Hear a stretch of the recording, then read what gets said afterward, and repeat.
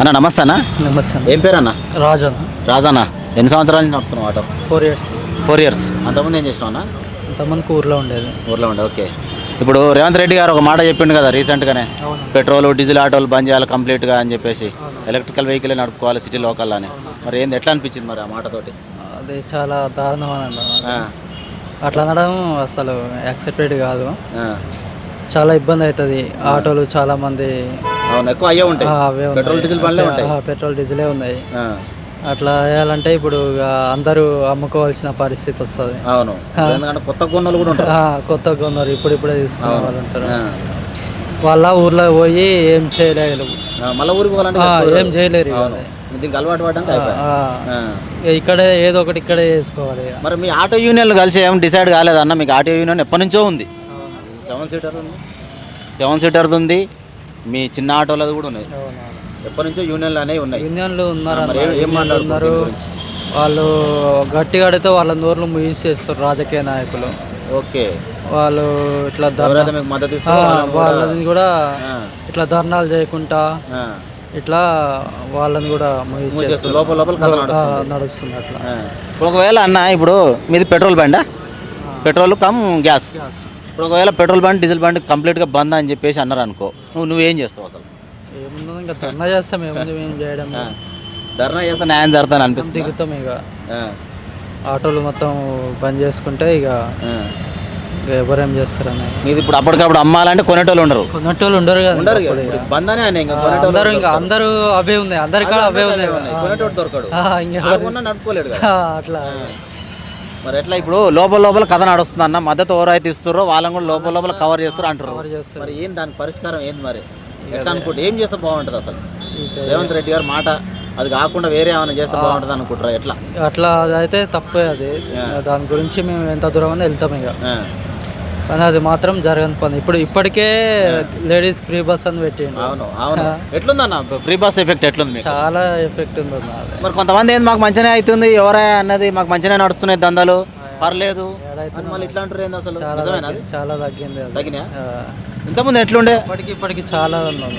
ఇప్పుడు ఎట్లా అవుతుంది అన్న దందా? ఎంత అవుతుంది? లేదన్న ఇప్పుడు దందా లేదు. రోజుకి 1000 రూపాయలు వస్తాయి. రోజు మా గగ్గనం అది 1000 కూడా అవుతుంది.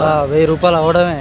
మరి ఏం గిట్టుబాటు అవుతుంది అన్న? ఇప్పుడు పెట్రోల్ పోవాలి, ఇంటి ఖర్చులు తీసేయాలి, సర్వీస్ గ్యాస్కే పోతుంది ఇక. ఇంకా 500-600 చేతికి వస్తుంది ఇక. దాంట్లోనే పిల్లలు బతకాలి. మీకు ఇబ్బంది అవుతుందని రేవంత్ రెడ్డి గారు 12,000 కూడా ఇస్తున్నాడు. 12,000 ఇస్తున్నాడు.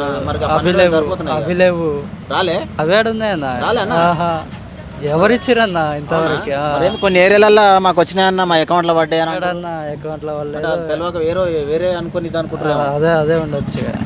ఇవ్వలేదన్న, ఇస్తున్నాడు ఆయన కానీ ఇవ్వలేదు. అవి ఏ సంవత్సరానికి 12,000 సంవత్సరానికి 12,000 ఇస్తే ఇంకా బతికేస్తాం ఇక మేము. అంటే ఇప్పుడు సంవత్సరం కాలేదు అన్న, మరి సంవత్సరం ఆయనకి ఇస్తాడు. ఏమో ఇక మరి December to December 1 year 12 years అయిపోయింది. మరి దీని గురించి మీరు ఏం మాట్లాడుకోలేదు? ఆటో వాళ్ళు ఏంది 12,000 ముచ్చట కూడా అయిపోయింది అని చెప్పేసి ఇక చెప్తున్నాం కదా. యూనియన్లో నోర్లు మూవ్ చేస్తారు. యూనియన్లో ధర్నా చేద్దాం అది ఇది అంటుంటారు. కథం ఆ ధర్నా ఆడికే ఆగిపోతుంది కదా. ఇక దానివల్ల ఏం ఉపయోగం లేదు ఇక. ఓకే. పేరు బాబాయ్? సుబ్బయ్య. బాబాయ్ ఎన్ని సంవత్సరాల నుంచి నడుపుతున్నావు? 91 నుంచి. 91 అంటే 35 సంవత్సరాలు. 35 సంవత్సరాల ఎన్ని ఇండ్లు కొన్నావు హైదరాబాద్? ఇండ్లు ఏడుంటాయన్న, ఇంకా 1000 ఇండ్లైనా కొనొచ్చు కానీ ఆటో డ్రైవర్లకి ఇండ్లు ఏడుంటాయి. ఉన్నాయి అమ్మకపోతే చాలు.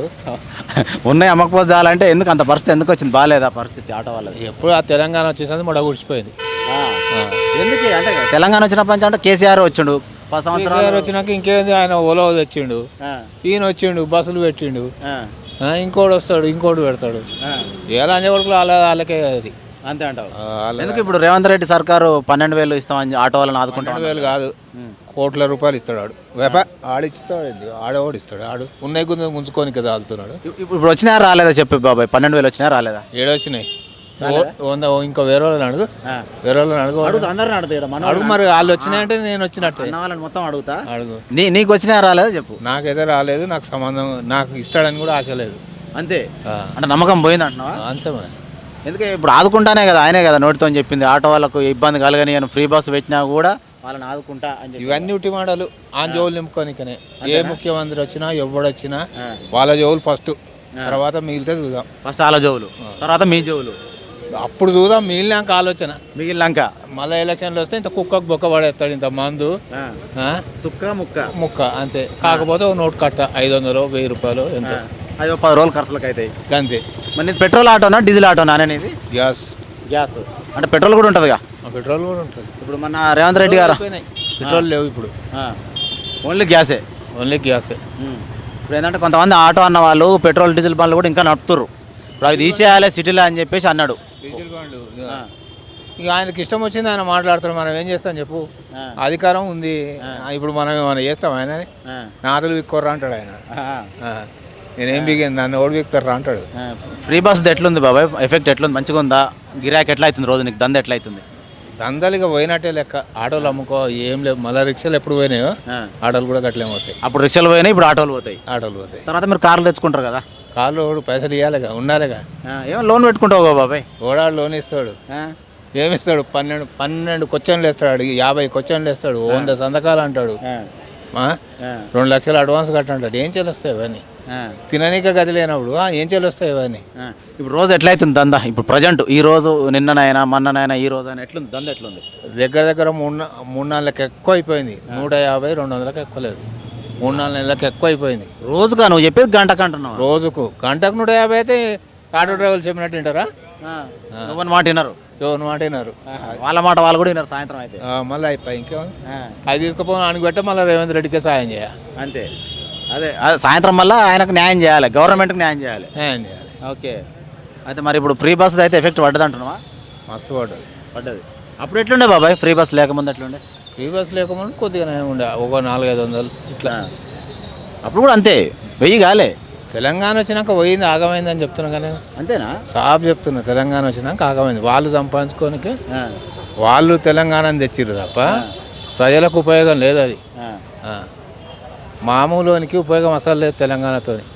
ఆఫీసర్లు, ఉద్యోగస్తులు, మెయిన్ కలెక్టర్లు, ఐఏఎస్ ఆఫీసర్లు, రాజకీయ నాయకులు, మండలాధ్యక్షులు, వీళ్ళకి లాభమైంది తప్ప వేరేకి లాభం కాదు. అంతే. కింది స్థాయి వాడు కిందనే ఉన్నట్టు. ఆడు ఇంకా కిందికి పోయిండు, ఆడ కూడా లేడు. ఆడున్నానే ఆమె కిందికి పోయిండు, ఇంకా ఉన్నదానికంటే కిందికి పోయిండు. మరి కష్టపడితే తెచ్చుకున్న తెలంగాణ కేసీఆర్ అందరిని చూసుకున్నాడేనో, ఆడబిడ్డలను చూసుకున్నా, కార్మికులను చూసుకున్నా. రేపు ఇంకోటి వచ్చినా గింతే పరిస్థితి ఉంటారన్నా.